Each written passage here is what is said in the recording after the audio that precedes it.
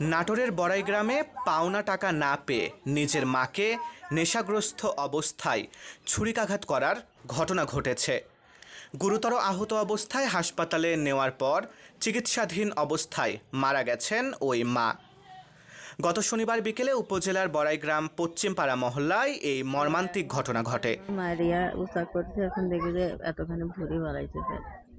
স্থানীয় সূত্রে জানা যায়, রাজন নামের এক যুবক তার মা সাজেদা বেগমের কাছে পাওনা ৩,০০০ টাকা দাবি করে। টাকা দিতে অস্বীকৃতি জানালে ক্ষিপ্ত হয়ে সে তার মায়ের পেটে ছুরিকাঘাত করে। এতে সাজেদা বেগমের নাড়িভুড়ি বের হয়ে যায় এবং তিনি গুরুতর আহত হন। পরবর্তীতে স্থানীয়রা তাকে দ্রুত উদ্ধার করে রাজশাহী মেডিকেল কলেজ হাসপাতালে নিয়ে যান।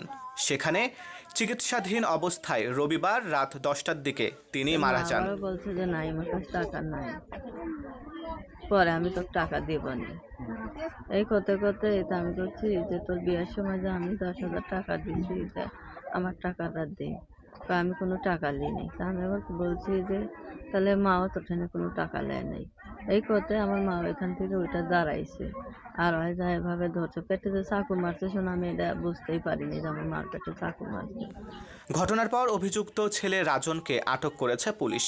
এ ঘটনায় এলাকায় চরম ক্ষোভ বিরাজ করছে।